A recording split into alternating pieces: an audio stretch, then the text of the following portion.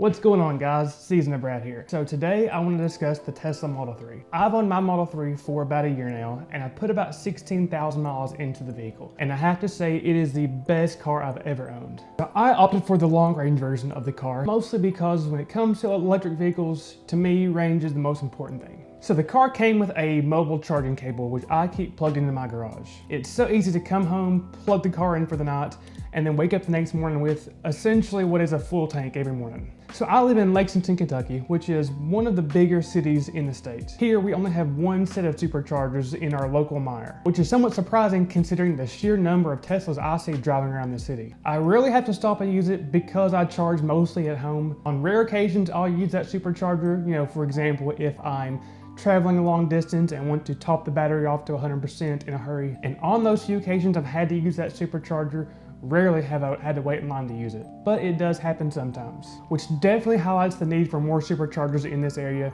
because Tesla vehicles are becoming more commonplace. Traveling around a more rural state like Kentucky was somewhat concerning for me when I first bought my car because I was worried about charging. There's just not a lot of charging stations in the state. For the most part, I've not really had an issue with charging when I drive around the state, mostly because what few stations we do have here are spread out enough in the state to where you can get to most places and not be fearful of not having a place to charge. Again, for example, like here in Lexington, we have one in our local mire, and then I think the next supercharger in the state is about an hour south of here in London, Kentucky, and then again, more west in Louisville, again, which is about an hour away. The only area I could see charging being an issue for you is in the eastern part of the state. It's a beautiful part of the state, but it's extremely rural. It's mostly just farmland and small coal mining towns. So if you do plan to drive in those areas, be sure to bring your mobile charger. Otherwise, you'll be forced to rely on those third-party chargers, which are also few and far between. So is it challenging to own a Tesla here in Kentucky? The simple answer is no. Like owning an electric vehicle in any state,